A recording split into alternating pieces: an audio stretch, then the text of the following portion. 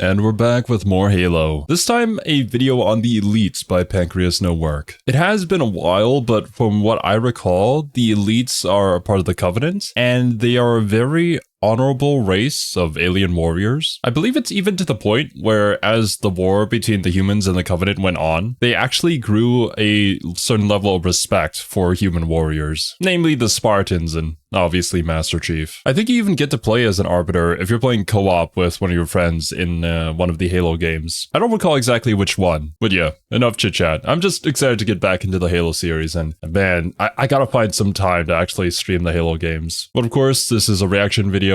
Please make sure to go and support the OG video before watching the reaction. Link to that is always at the very top of the description. But without further ado, let's get right into it. As someone reasonably connected with Warhammer, there's a common sentiment I see in a lot of posts online, and that's some level of people going, humanity's the best. Humanity is the bravest, humans are the best warriors, mankind is the most intelligent and best race in all of fiction. And look, I mean, when it comes to Warhammer, most of the stories are going to be centered around the Imperium. So, there's common sentiment, yeah. Plus the fact that obviously, like, they're the most relatable race out there, even if they are religious zealots now. look, I get it.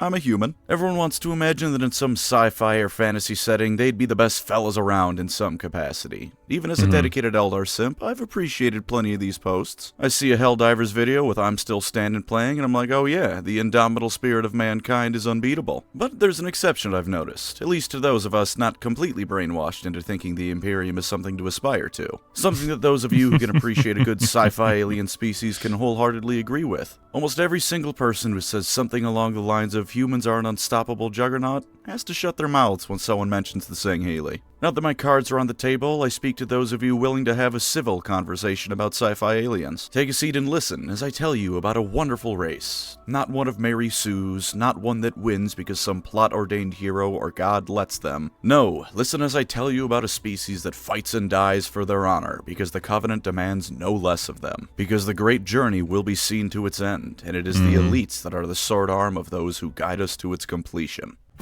Also, what did Pancreas say earlier? The Sangheili or something like that? Maybe I misheard it.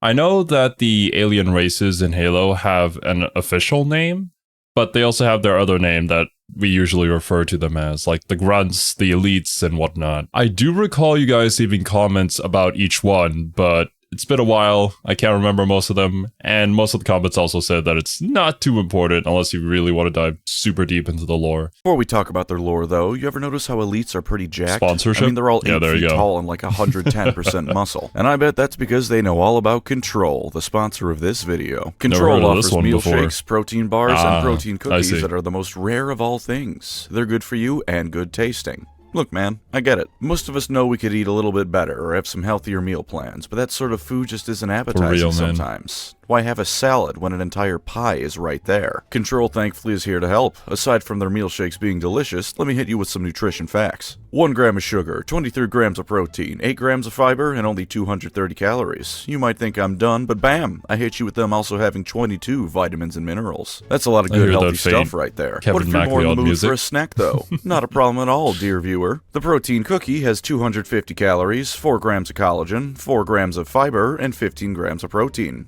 As for the taste, it's a cookie. It tastes real good. And for the last banger Control has, the protein meal bar. 250 calories, 15 entire grams of protein, and we got ourselves real pieces of stuff like cereal and marshmallows. Your conscience can rest easy knowing it's good for you, and your caveman brain can rest easy because it tastes good. And if you're asking yourself why get yourself some Control, well, I've got 2 answers for you. For one, isn't it best to eat healthy? And if that healthy food also tastes like dessert, isn't it all the better for it? And for 2, discounts. Use my link in the description and use code Pancreas for 10% off your order. That's right, Control has healthy, tasty stuff for you to enjoy, and you can get a 10% off with my link and code Pancreas. So what are you waiting for? Whether you're working out, gaming, or just relaxing, you should get yourself some Control today.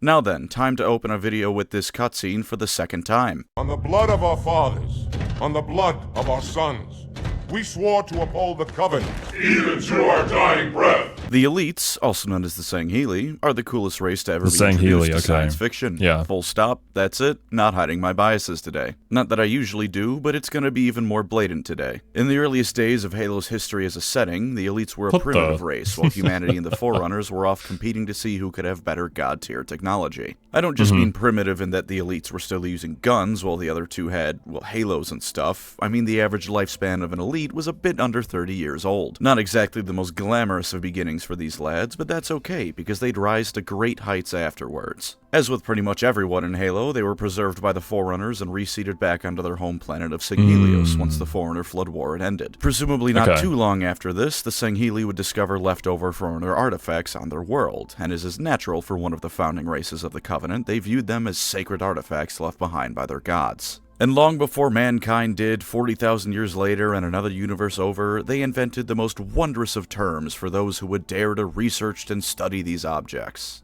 Heretics. If you touch the fancy Forerunner god relics, the four-jawed witch hunter is going to burn you at the stake. During this time, Sangheili culture developed into more or less how it would stay well into modern Halo, a feudalistic system where the rulers of a clan of Sangheili are elected by a council of elders. Of course, I'll go more into their culture later, but for now, just know that these rulers, called Kaidons, are every bit as martially as inclined as you'd expect them to be. Going against the Kaidons' will was, of course, also heresy. In spite of largely refusing to study Forerunner technology, the Sangheili still managed to become an interstellar empire while mankind was still in the Bronze Age. With dozens of planets under their control, they were no doubt smaller than the future Covenant or even the UNSC would be, but still a force to be reckoned with. Unfortunately for them, however, they would soon encounter another species who had less inclinations against using Forerunner technology, the Sanshum, otherwise known as the Prophets. The Prophets who appeared to the God.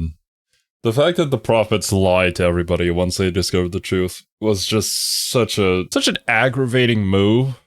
But I kind of also understand why, but this whole, war could have been avoided. It was just infuriating. Also, Pancreas mentioned earlier that, the expected lifespan was 30 years, but I'm assuming that was simply during the primitive ages? How long does an elite usually live nowadays? Or rather, in present Halo lore? Because, 30 years doesn't seem like a long enough time to really grow and develop technology in any meaningful way. Unless if they just simply develop so much faster than we do. Sangheili were themselves ones who had left their homeworld after a civil war about the very same thing the Sangheili considered heresy, whether or not to use sacred Forerunner relics. Towards the end of that war, the Prophets in favor of its use managed to gain access to a Forerunner dreadnought, and aside from the massive boost that alone would give them, they naturally reverse-engineered as much as they could. When the Prophets showed up, they initially had only come to Sanghelios for the Forerunner artifacts they detected the planet held. The Sangheili told them to piss off and then attacked, sparking the War of Beginnings. On the one hand, the Sangheili were nicknamed elites by mankind for a good reason. Their prowess in battle is undeniable, they're physically imposing, and they far outnumber the Prophets they fought. On the other hand, the Prophets had access to Forerunner technology and weren't afraid to use it. Aside from anything that developed after studying it, deploying a Forerunner dreadnought to a battlefield is about the same effectiveness as deploying a tactical nuclear strike to a Revolutionary War battle. Essentially. That's kind of been how the war against the Covenant was, right? The Covenant just have so many more numbers and such better technology. I can only imagine the smackdown that's about to come down on the elites. Because while they are elite warriors, they don't use the tech. Which actually makes me curious, is the laser sword that they have, is that Forerunner technology, or is that something they developed themselves? Because using Forerunner technology was heretical for them, right? Unless if I'm misunderstanding this. Early on, it was pretty brutal for the Sangheili, but when they broke with their religious ideals and studied Forerunner artifacts, they began to close the gap, though the Dreadnought remained unstoppable to anything they threw at it. Nevertheless... Okay, so they broke their ideals, started using it in order to win in a war. Probably for the best. Sometimes some traditions must be broken if it means the life or death of your entire species. After the conflict had waged for some amount of time, peace was reached, as both species were afraid of the very real threat of annihilation. The Sangheili were a bit more direct with that fear. They would very much not like to have been ass-blasted out of reality by a Forerunner ship, which is an understandable sentiment. The Prophets were a bit more abstract. The Sangheili were the first race they found, and all things considered, they were fighting off the Prophets phenomenally well. If the first species they found was fighting them off this well in spite of their divine worship, what else might be out there? Thus, despite bitter feelings of... Yeah, the flood. But that is surprising that they were able to fight out the prophets despite the prophets having such a huge technological advantage. I guess they just really advanced and developed super quickly in order to counteract their tech. That, or just the fact that they are just way better at war than the prophets were, which I'm assuming is still true till today. Like, is there any other alien race out there that we know of which is better at war than the elites are? I would presume no. Defeat on the side of the Sangheili as a result of their surrender, a mutual alliance was struck between the two races in 852 BC. The founding charter, known as the Writ of Union, aka Even to our dying breath, was signed, and the alliance that would grow to become the Covenant was born. After 86 years of warfare, the first age of reconciliation began. Each race would more or less agree that all that dreadful war of extermination nonsense was water under the bridge, and they would go together into the future as allies now. There was a slight hiccup a year later in 851 BC when a group of Sangheili led by one Usa Zelius rebelled against the Covenant, but that matter resolved itself. The rebels that became known as the Usans had the shield world they were hiding on disassemble itself, and the prophets sent to bring them to heal simply decided to leave. Those elites would live on the pieces of the shield world until after the Human Covenant War, when they would return to Sanghelios. But all you really need to know is that now the species at large is part of the Covenant. For completionist sake, I should mention that the Hiragak, or engineers, were also present at this point, but they're a member of the Covenant in the same way a tank is a member of a nation's military. It's there, it's useful to have, but I wouldn't call an Abrams a soldier. They had a number of positions in the newly... Interesting. So I'm assuming that's like an alien species that they use to pilot some of the heavy machinery. Like, what was the big thing? Was it like a Scorpion? I know that there are a lot of different vehicles and tank-like vehicles that are just incredibly advanced, which the Covenant have used during several sections in Halo. So I'm assuming it's the worm-like aliens that are piloting that. Formed Covenant, but if you know the basics of Halo, you can probably guess their main role. The Sangheili for most of its history would be the head of the militant arm of the Covenant. As more races came into it, it was the elites who were deployed if things went south, and force had to be used to integrate any potential member species. From the lowest-ranking blue-armored elite miner to the highest of admirals, it was the elites who would go forth and bring the word of the prophets to the galaxy by force when it was required. That's not to say warfare was all they did, of course. The elites were one of the founding members, and the ruling caste of the Covenant consisted of them as well as the prophets. The High Council of the Covenant had 200 members, which were a mix of elite commanders and prophet ministers. While the three prophet hierarchs had the most power, the elites on the council held no small amount of influence themselves. Plenty of Sangheili political maneuvering could and would occur as they sought to gain a one-up on their rivals through whatever means necessary. Said rivals would oftentimes include prophets, because even though they're a part of the Covenant now, that doesn't mean tensions would magically disappear overnight. Amen. Politics runs deep in any race, even alien races. While they may be allies, there's obviously a different kind of war being fought between them. To some extent, a united front would be presented to the lesser members of the Covenant. Behind the scenes, the elites and prophets were at each other's throats politically as often as not. Case in point, the Arbiter. You are the Arbiter, the will of the prophets. But these are my elites. Their lives matter to me, yours does not. That makes two of us. Note how Ridus in the same sentence acknowledges the Arbiter is both the will of the prophets, and yet also worth less than any other elite under his command, which Thelvadam agrees with. This was not always the case. In days past, before even the founding of the Covenant, the Arbiter was not a mark of shame. Long before they had ever reached space, the Arbiter was essentially the king of the elites. The position was described as part king, part judge for the rest of the elite clans. Though at one point an exceptionally brutal Arbiter took control of an entire continent on Sanghelios before he was disposed of, the Sangheili always respected the position. Naturally, the Arbiter was a great warrior, but the holder of the title was also expected to be wise. You need some amount of wisdom to be the Judge King, unless you'd like to end up like that Isru Labat fella, the one who was executed for being a tyrant. His exact fate isn't specified beyond being overthrown, but I'm gonna assume at least some amount of drawing and quartering happened, so the carrot and the stick in equal measures is best to be a good Arbiter. Even when they joined the Covenant and the elites lost much of their culture, the position of Arbiter stuck around. And for most of the Covenant's history, it was one that elites would strive for, a symbol of justice and peace of all things across the Covenant. It was the outright commander of the Covenant military, and if you weren't a hierarch, you didn't question the Arbiter. And though the Arbiter was the will of the prophets, it was also one of the few positions that could outright challenge and suggest massive changes to the prophets' decrees.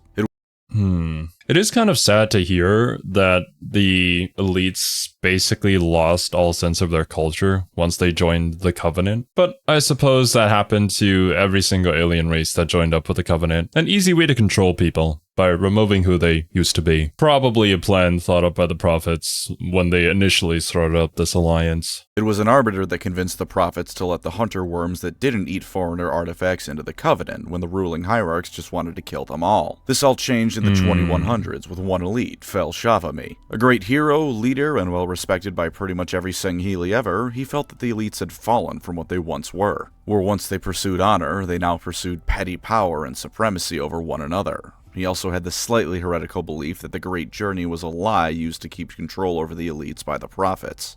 Well, slightly heretical, but also true. Was this guy the first one to have a brain? To not be lulled into this false sense of security that we're actually allies? Naturally, this got him marked for death, which did happen, but at the cost of an entire goddamn army sent after him, and with his death, the prophets were able to turn the position into a mark of shame. Now the position was for notable but disgraced elites for whom the only other real option was death. A position of the utmost respect was stripped of its power, and with that, the elites lost yet more ground in the political arenas of the Covenant. On the plus side of all this, we did get a pretty kick-ass animated short out of this guy's story. And to finally see what female elites look like. Apparently, they look like Avatar people, but not blue. This sort of thing was by no means uncommon. This is just the most extreme example of it. Many high-ranking Sangheili admirals who had grown a bit too powerful would oftentimes find themselves rewarded with a position in the ass end of nowhere within Covenant space, with little chance of ever receiving true glory to further their careers.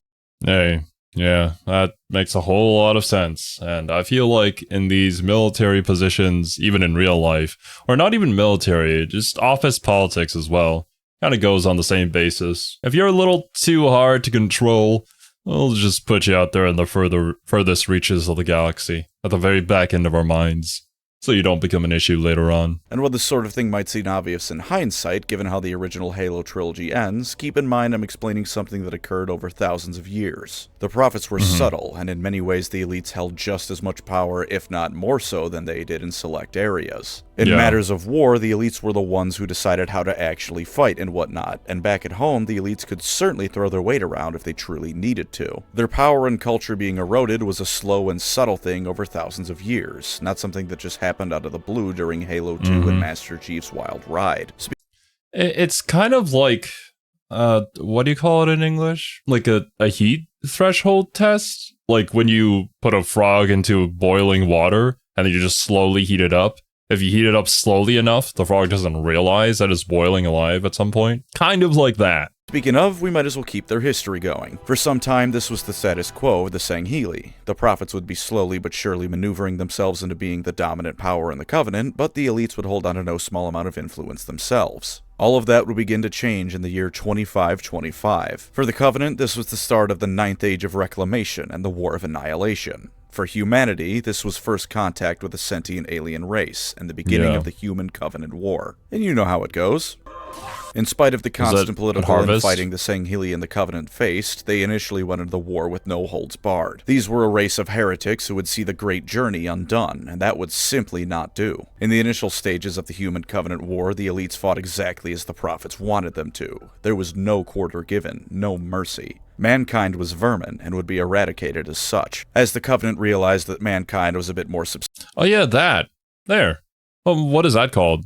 Oh no, maybe it's not a scorpion, maybe a scarab? No, I'm mixing up names now. Substantial an opponent than they first thought, more and more forces were sent in to deal with them. That, at least, is my understanding and explanation for why Harvest took 5 years to fall, and then about 800 planets afterwards took 20. And for the first decade at the least, this attitude did not change within the elites. The elites exterminated everything from UNSC military forces to refugee camps of humans fleeing from the outer colonies, and they fully intended to finish the job. But the Human Covenant War was nearly 30 years long. In the real world, where we don't pretend that something only 2,000 years old isn't too ancient, that's a long time. And as the war progressed, the elites were at the forefront of it to observe their human foes. And what they saw was some thoughtful stuff. Though far frailer by comparison, because remember, humans are about the size of a grunt, Okay, well, what I imagine is slowly happening here is them seeing humanity fighting back and recognizing a little part of their past selves, something that they strove for before, you know, kind of being brainwashed by the Covenant, essentially. Human combatants would face off against even the fiercest of elites with little to no hesitation. They'd see squads or even individuals sacrifice themselves to either take a bunch of coveys down with them or to buy time for their comrades to escape. They saw countless examples of humanity defying the odds to hold out just a bit longer, moments where the strategic minds of humanity such as Preston J. Cole equaled or even surpassed theirs. They saw an honorable race, one that surely the hierarchs were mistaken about, because if humanity was truly nothing but vermin, the Covenant would have wiped them out within a few years, let alone have a chance to be impressed by them. In fact, I dare say it, some elites went as far as to say that humanity might be an equal to them, which is something that in the entire history of the Covenant they never truly saw of any other, save maybe the Prophets, depending on how nice an individual elite was feeling. Perhaps most of all, a select few humans were able to bring about a feeling in the elites that I imagine they never thought they'd feel. Fear. You already know who I'm talking about. The Spartans were called demons for a reason. Wherever they went, even the mightiest of elite warriors fell. If mankind, despite being that far below the Covenant, could produce creatures like the Spartans, surely they're worthy of joining. In spite of these growing feelings, the war still continued. More and more elites began to feel this way, but out of religious obligation and their role in the Covenant, they kept at it. But I mean, the other alternative is when you question things too much, then you just kind of disappear or get sent off to a distant part of the galaxy. So yeah, understandably so. While you harbor them, you keep them to yourself, these thoughts. The Prophets noticed these feelings. With spies throughout the Covenant ranks, it was inevitable these mini-heresies would be noticed by them. And for this reason, as well as the constant tension that had never truly filtered away from the two species, the Senshun began preparations to favor another race over the Sangheili, the Geralhane, or the Brutes. And look, they're called brutes. They're savage, brutal, and quite frankly oftentimes stupid creatures that at their worst make 40k orcs look halfway cultured. But they're strong... Damn, dude. Halfway cultured? Well, they do have the posh English accent, so they've got that going for them. Tough and full of that wonderful blind faith the Prophets wanted, especially after the revelation that the Covenant faith was alive was discovered by truth, mercy, and regret. Tartarus had the true purpose of the Halo Ring spelled out to him by Guilty Spark and just went nuh-uh and went to fire them anyways. That's what the Prophets wanted in a bodyguard. Compared to the cleverness and honorable nature of the elites, the brutes would be their perfect replacement. Oh man. But yeah, comparing the brutes to the orcs, I think is an apt description. Because, like, the orcs in 40k were originally created to be, like, the perfect frontline warrior. Didn't question anything, they were extremely durable, incredibly strong, and they got the job done. Just like what the brutes are doing now for the Covenant. Whereas the elites, while because of their higher intelligence, they are far more capable in combat situations, but that also means they're harder to control. And the fact that they have their own thoughts just means that they could betray us one day, so yeah. Yeah, this shift makes a whole lot of sense. Which makes it even make more sense when the Arbiter decides to defect and then they start the whole civil war against the Covenant. Because these thoughts are starting to build up, and people are starting to notice. And the elites, they're not just going to take this lying down, that's for sure. As the OG Halo trilogy progressed, the process further continued, with elites slowly being replaced by brutes throughout the Covenant. Master Chief assassinating the Prophet of Regret further justified these power plays, giving Truth and Mercy an excuse to strip the elites of not only their honor guard role, but several positions of military command. And of course, it came to a head as the battle for Installation 5 raged and the war with humanity was drawing to a close. The Prophets put their plan in motion and enacted a treachery over 3,000 years in the making. The elites were declared heretics to the Great Journey, and with the brutes officially replacing them, the proud militant arm of the Covenant was done away with after so many years of service. But I'm sure you know how it goes. There's not too much need to go into this. Johnson finds a scarab, elites ally with humanity to stop the ring. Okay, it is a scarab, and yeah, this is where it all starts. Man, this is something that I love about Halo, though. Is that we get all this interesting alien lore. Like, there's so many political movements going on and so many different alien characters. I'm finding the elites to be really relatable. And with many other sci-fi series, when it comes to their alien races, it becomes kind of difficult to get that kind of relation to them because, well, their culture and their way of thinking is just so far out there that it's hard to understand. Here, though, I think the logic perfectly tracks. I feel for the elites, and I'm kind of mad that their culture got erased by the Covenant. I'm also super glad that And near the end of Halo, we are actually teaming up. Rings from activating, Arc blows up, Flood blows up too, except not all of it. War's over. Hurrah! Yeah. The Arbiter is once again an honorable figure due to Thelvadam's actions in the war, and the elites get to go back to Sang Helios while humanity rebuilds, so everything gets better. Except, no, that doesn't really happen. Turns out while the elites had plenty going against them during their time with the Covenant, they also had some pretty sweet stuff going on for them as a result of being the second highest ranking species in it. They really didn't have to do anything that wasn't related to war. To be sure, the elites had things like engineers, technicians, and all other sorts of supporting roles, but during their time in the Covenant, those roles fell by the wayside quite a bit as other people could fulfill those jobs. Why bother having dedicated science teams? Wait. Does that mean that now they're just completely lacking in those facilities? Like, the prophets literally hyper-specialized them to become warriors, and now they don't have anybody else. Maybe humanity can help them? I don't recall exactly what goes down here. Teams and the like, when the prophets were the ones in charge of looking into foreigner tech and other general research. Why bother knowing every single in and out of your spaceships when you have the species literally called engineers to do that for you? Hell, why bother having to worry about crewing that same ship when you can just grab a couple thousands of grunts and tell them to push the red button when the command is given? With so much of their industrial base and the other safety nets of society ripped away, the elites suddenly found themselves in a position that in some ways was worse than humanity. While not back to square one, the elites have to relearn how to properly use and maintain pretty much everything in their arsenal more advanced than a plasma rifle. Everyone who knew how is dead or gone, and things like undamaged warships are one of those valuable commodities to have. Societal turmoil was wrecking the elites as well, as you could probably expect after both a 3,000-year-old alliance and religion are revealed to be shams. The Arbiter, and I am now referring to the Arbiter rather than the role in general, took on a position it once held as a leader of the Sang Heli, though by no means is Thel universally recognized. Wow, calling the Arbiter by just his first name is weird. I don't know the guy well enough. I haven't earned that. Some elites joined the Banished, which I will do my best to stop mentioning because I don't really care for the Mary Sue Covenant ripoffs. Some declared themselves. The Banished appeared in the Halo RTS games, right? They were the part of the Covenant that was on the opposing side of those who had realized that it was all a sham, and they were like, yeah, no, we're still gonna do it. Or actually, no.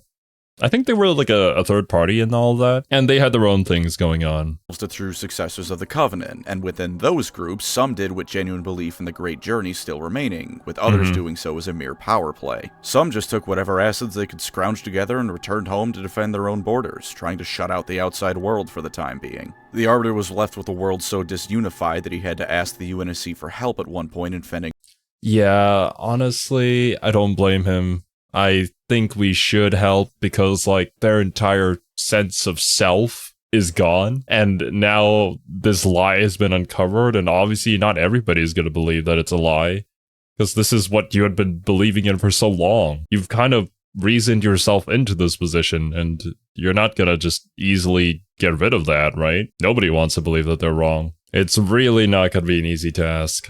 Off other elites, help provided by way of the Infinity Mac blasting Sang Helios. Just the enemy forces, mind you, but it goes to show how weakened the elites truly were if they had to turn to humanity, who themselves weren't exactly doing great after the Covenant War. And naturally, Oni was being Oni and covertly funding many of these feuding groups to keep the elites weakened, so that's certainly not helping matters either.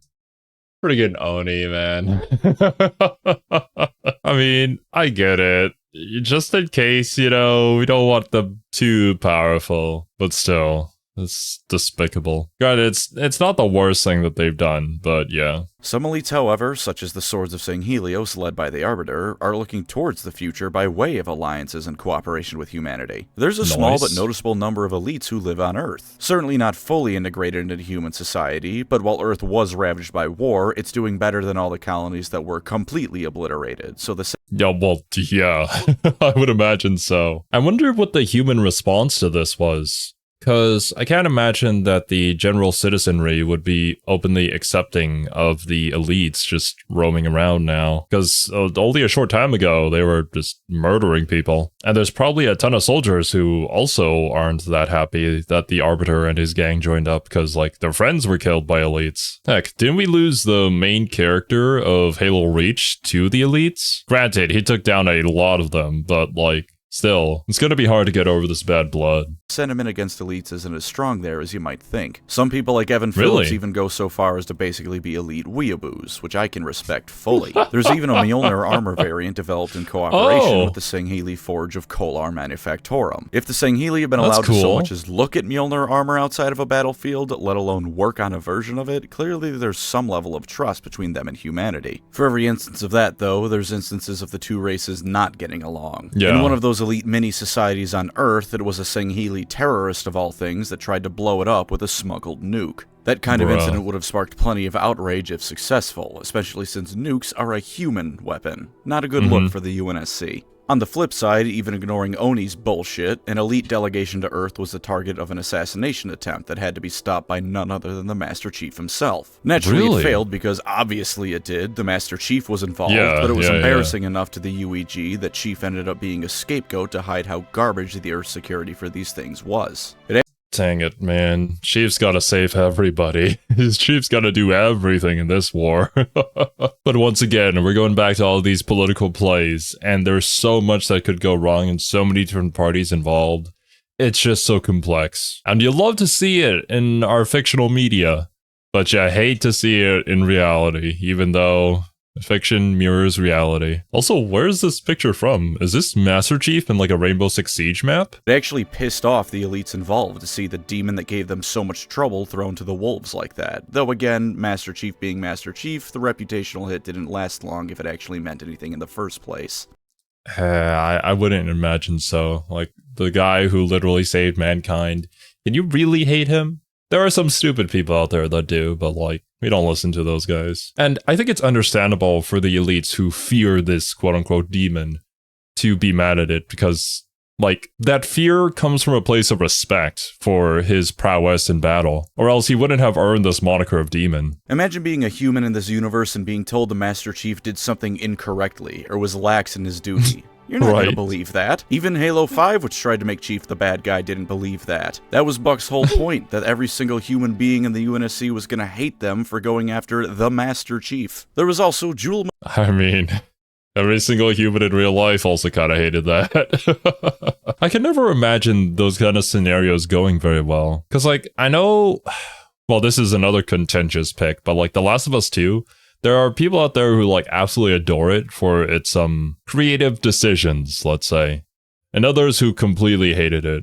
I don't know anything about the series, so I have no say in the matter, but it's always an interesting choice when you're given control of a character that hunts down your main character, the guy who you've been with ever since the beginning of your journey in this series. An extremely bold move that I don't know if any series has really pulled off well, or like been positively received for the most part. At least not one that I know of. Madama, also known as the first sign of Halo 5 being the colossal disappointment it was. He was a leader of one of the rather more powerful Covenant remnants, who was both being helped by Oni to keep the Sangheili unrest going, but also playing them in turn. Most of his story can be found in the Kilo 5 trilogy, where he's shown to be one of the more cunning post-Covenant warlords. He had some pretty cool moments with the elites around him, as well as the opposing human forces, and overall, he was a pretty cool guy. And then he was killed in a cutscene, so we could have another 500 Warden Eternal boss fights instead. I love Halo 5. The Arbiter was nevertheless... Oh no, dude. Oh, it sucks so much, man. When an important character dies in a cutscene, you didn't really have much to do with it. So then, like, what's the point of playing the game? Able to get more victories than defeats, as despite his fellow elites, the degradation of their industrial base, and Oni all being against him, he's the fucking Arbiter. I don't care how many people he glassed, which for the record, given his status as Admiral of one of the largest Covenant fleets, was about 1 billion. On this channel, Thelvadam is a goddamn hero. Cortana did her funny Halo 5 thing and took control of Sanghelios, but then she was killed off screen or whatever and the Arbiter took it back. Though trouble still remains, especially from Gerald Hanai attacks, the Arbiter is intent on leading his people to a brighter future than ever before. Even tenuously allied with humanity as they are, with Sangheli and human working together, there's not a damn thing that'll stand against them once they're back on their feet. Please Halo Infinite, add playable elites already. Oh, and Grey Team nuked a couple billion of them with a Nova Bomb because they didn't realize the war had already ended when they deployed it.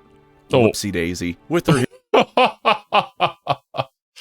oh no, Grey Team. Yikes. I mean, that happens in war. Once again, I'm no history buff, but I do recall hearing stories about like Japanese soldiers who had been stationed on different islands. They kept on fighting even after the end of the Second World War because they still believed, that the war was ongoing. They hadn't gotten any communications from their home country. And that's why communication is incredibly important, whether that be warfare or that be personal relationships. Also, that pink gun is really cute.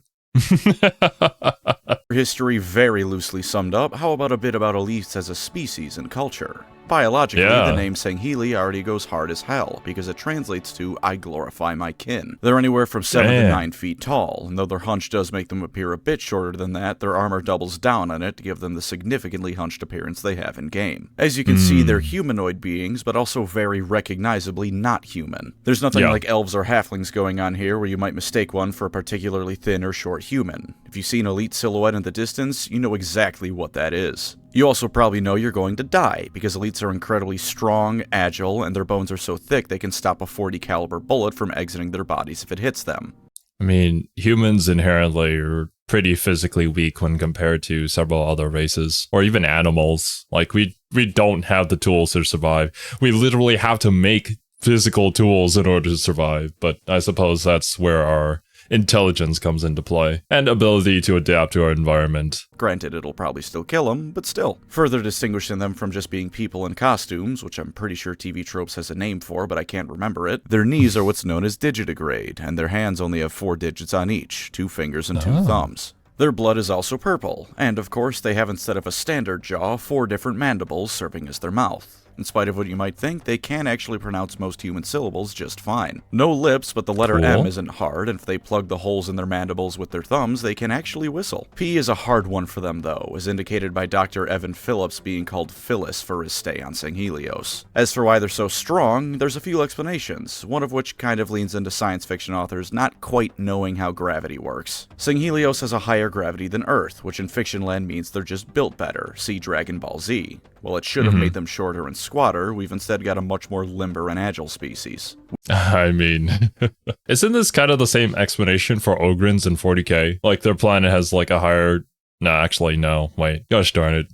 I forget the exact details, but I'm pretty sure they have higher gravity, which is why they're built different. With their gravity being so high in Sanghelios, going to more Earth-like gravities lets them move like murderous ballerinas across the battlefield. Alternatively, they're a highly militant species that no doubt keeps their bodies in peak physical condition, and remember that Covenant technology at its baseline is more or less equivalent to Mjolnir armor. Their equipment enhancing their physical strength further is by no means out of the question. For some less glamorous but still interesting science, they lay eggs. No births here, elites come from eggs. Also, you know how we've gotten different designs for elites pretty frequently in Halo? Those are all canonical, they're just different phenotypes for the species. Honestly, pretty cool explanation for design changes. Not entirely sure on the biological possibility of it, but it is cool. There's also female elites, which do look rather significantly different from their male counterparts. As I said, looking like Avatar. Assuming we never see one of these in-game. Are people, but not blue. I don't entirely grasp the reason for that design choice, but I have a sneaking suspicion it was someone at the animation studio trying to create waifu bait. My final word on the matter is quite simply, would. As for more in-depth look. Of course you would. I forget which video it was where Pancreas was like, yeah, I tapped that to literally like elites. Or actually, no. I think it was the Flood Gravemind. Jesus, Pancreas. Look onto their culture, I did mention earlier that they're a feudalistic sort of society. Yes, the government of a Sangheili state will focus around both a council of elders as well as the ruling Kaidan, the head of the clan who's elected by the elders. As is suited for such a martially based society, the Kaidan will frequently have to prove themselves by way of trial by combat. Strongest. It's tradition for those who oppose the elected Kaidan's new rulership to send assassins after them to try and kill the Kaidan. If he fends them off, then usually the elder is then killed in turn by the Kaidan. If the assassins succeed, however, nothing is done to punish the elder who sent them. The way they see it, if a Kaidan can't defend himself, then he's not worthy to lead. A Kaidan will frequently lead from the front on military campaigns as well, delegating the role to an acting Kaidan in their absence. Though naturally surrounded by bodyguards, they'll deal with any significant threats themselves more often than not to prove their worth. Which incidentally means that the shipmaster from the package is going to get chewed out by every elite around him him once the situation is over. The suffix AI will be added to the names of any noble, and while in the military, any elite can wield an energy sword, outside of it, only nobles are permitted the honor. All elites train in swordsmanship, however, so just because one doesn't have an energy sword doesn't mean they can't use one. Military focus is in fact such an honor that the suffix EE will be added to their names once they join, which is why in Halo, Thel 'Vadam's name prior to the Covenant Civil War was Thel 'Vadame. This practice did largely fall out of favor after the Covenant dissolved, but a few still use it. In spite of this huge focus on martial affairs and the decline of other roles during their time in the Covenant, elites do have plenty of other fields they partake in. Artisans, engineers, which worth noting are frequently the same thing if you couldn't tell by looking at Covenant equipment, these and more are found throughout Singhili society. It's just that all of these are treated as secondary to more militaristic pursuits, or even as just hobbies to be done in their spare time. But actually, well, not completely off topic, but I was kind of daunted to try out Halo Wars, but now after finishing Dawn of War, I feel a lot better with RTS games. And I've also heard that Halo Wars is another good beginner-level RTS game, with not too complex mechanics and none of the advanced stuff that StarCraft has. So maybe I'll check it out. It does look like a lot of fun, that's for sure. None of them are looked down upon, with two major exceptions. The first was researchers looking into foreigner artifacts, as that was a big ol' heresy in ancient days. Yeah. That one obviously went away as the Covenant moved on in its history. The second still present one, however, is doctors. Elites do not like doctors. It's an outright dishonorable career for a number of reasons. For one, they spill blood off the battlefield, which is a big ol' no-no in elite culture. For that matter, so is drawing a weapon or anything that can draw blood outside of a battlefield for a few. So what, when an elite gets sick, or like, do they even get sick? Do they simply just, oh no, well, I guess it's over for me. I'll charge into the battlefield and die an honorable death like some sort of Viking? If you've drawn a weapon, then you must intend to kill. You could even see them react this way in Halo Wars when the arbiter of that game, Rip Amorami, pulls out his weapons in front of Regret and the honor guard all tense up. But as for doctors, yeah, spilling blood outside of battles is honorable. There's also some more old-fashioned types of stubbornness about them. Scars are proof you've been in combat, as are wounds in general. Scars. Oh man, of course. For those of you who have seen both, which one did you prefer? The OG Fullmetal Alchemist or Brotherhood? I would say Brotherhood takes it, because obviously the OG one kind of went on its own path, since they finished it before the manga even finished. But if I recall correctly, both Kiwi and Serbi actually prefer the original one over Brotherhood, which I don't know what this heresy is, but that's what they say. Getting them treated means you're a bitch who can't handle war, so elites prefer to power through any wounds they get. Now, of course, this doesn't mean elites never go to receive medical treatment. Show me an example of a single warrior code of honor anywhere, real life or fiction, that wasn't regularly broken, and I'll show you a whole bunch of liars. But it'll be hushed up if it happens, and if discovered, there's gonna be some serious social ostracizing going on, to say the least. But look, man, it just doesn't make sense to me. Like, wouldn't you want to be in peak physical condition in order to be the most effective soldier on the battlefield? Like, wouldn't that just be to everybody's benefit? But warrior cultures are, that's just how they are, I guess. This very thing happened to Thel 'Vadam himself, where early on he was wounded in a training ring due to a mistake. His family made sure everything was kept quiet, but even the legendary Arbiter himself isn't immune to some social stigmas. With that being said, remember how earlier in the video I said the average elite lifespan was under 30 in their ancient times? Yeah. In modern Halo, it's about 200. So even if they aren't... Well, hey, thanks for going back on that, yeah. I was like, I'm probably gonna have to read the comments for this one, but never mind. 200 is pretty darn good from 30. Aren't going to the doctors, they've certainly got some damn advanced skin cream, if nothing else. The elites also understand that other species don't have this stigma and have shared their medical technology with others before. In fact, this is part of the oftentimes all over the place viewpoints of elites on other species. And just so you're aware, I don't say all over the place as a negative. I think it gives them depth. The elites are an arrogant race and consider themselves to be better than other species. The most prominent example of this is the brutes, due to both the brutes being exactly like you think they are given the name, and admittedly some amount of fear over the prowess they have in battle. They kept the brutes down because, as anyone who's been sent to hell by a chieftain with a gravity hammer knows, a brute can more than match an elite in combat. And of course, early on, they disliked humanity as much as the rest of the Covenant. but at least for most elites, they're somewhat open to being proved wrong. They recognize when another species displays valor in war and will respect and appreciate it. Even ignoring humanity, this happened with the grunts of all things. During the Grunt Rebellion, the elites as well as the rest of the Covenant were swarmed by the little guys, because when you corner a grunt, they're tenacious little buggers. You've seen them whip out dual plasma grenades for the suicide charge. Those bastards can throw hands when they need to. They really? Oh no. Oh god. It's the explosive squigs all over again. Jeez, I'm gonna have to watch out for that one when we play Halo. I'm assuming the grunts, they don't have the physical prowess of the other species, but they have the numbers and the tenacity. Don't know too much about them outside of this, though. We recognized the Ungoy's fighting ability and allowed them to actually carry weapons in a battle going forward, as well as be integrated with elite units, turning them into proper infantry that, granted, were still utilized as meat shields. As a quick side note, this was one of those few areas the elites could go completely against the Prophets on, since the Writ of Union dictated that elites had final say in all matters regarding the security of the Covenant. Ignoring the honor guard of the Prophets, that is, but I kind of get that one, because the hierarchs should probably be allowed to choose who they want to be their bodyguard. Even with that being said, it took a hierarch himself to order Ridus Vadam to not interrupt and Master Chief assassinating Regret. After all, if the elites could keep the Prophet of Regret alive, then Truth and Mercy wouldn't have the excuse they need to order them all killed. Back on topic, though. Yeah.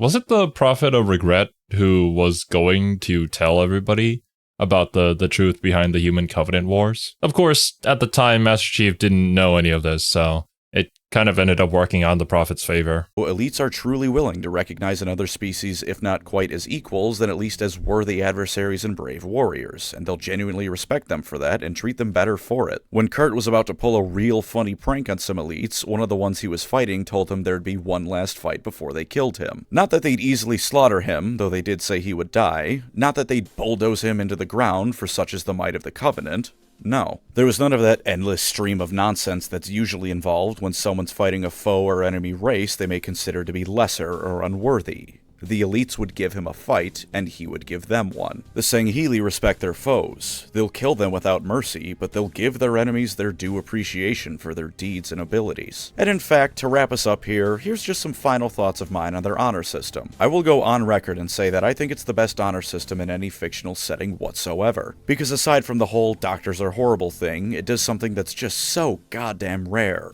It isn't stupid. You know what fictional honor usually entails? Some stupid crap about you must never engage in cowardly tactics like ambushing, or stealth in general, or using your brain because only stupid weak nerds use their brain. If there's wizards in a setting, you can go ahead and almost guarantee magic will be considered dishonorable, because blah blah blah, I'm jealous, I can't cast fireball, so I'm going to turn mages into social pariahs. But the Sangheili honor system isn't that. Elites will happily bombard an enemy fortress from miles away with wraiths before moving in, assuming you aren't just glassed from orbit. They'll use active camo whenever they can, sneaking in behind enemies before going in for the kill.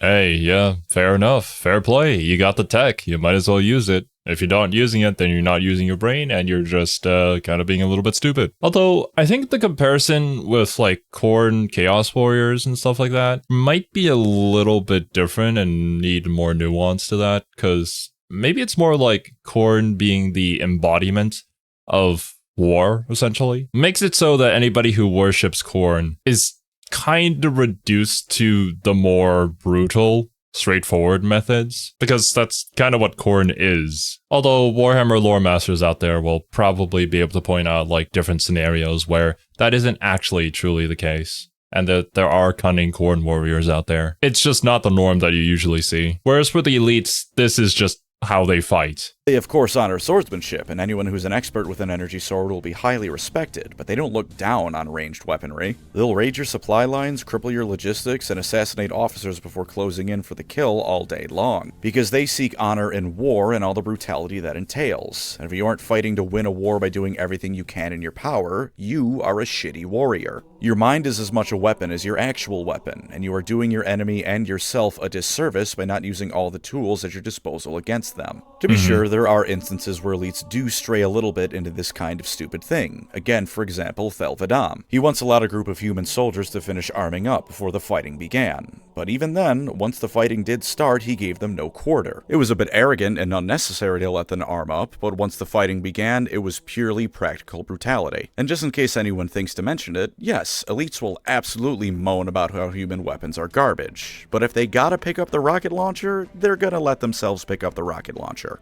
And while this is dismissed, it's shitty, but it gets the job done. I can respect that. Let's be honest with ourselves. Even armed up, most groups of humans are no match for an elite, especially once it's just a future arbiter. To repeat myself, they're called the elites for a reason. And sure, this sense of honor to bring their full might to their foe and leave no challenge unanswered has absolutely bit them in the ass before. The last official words of Preston J. Cole were him calling the entire Covenant religion a sham before he let a whole bunch of elite-commanded ships into a gas giant that he turned into a star with nukes. Danforth Whitcomb, hallowed be his mustache, decided he'd skip the gas giant and bring the star right to them. But you know what? By this point in the war, out of everything you can accuse the elites of, in this case, all I think you can say is that they got understandably complacent. They fought against humanity for almost 30 years by this point, and all they had seen from their spaceborne forces aside from orbital mech cannons were them needing at least a 3-1 ratio to break even with the Covenant.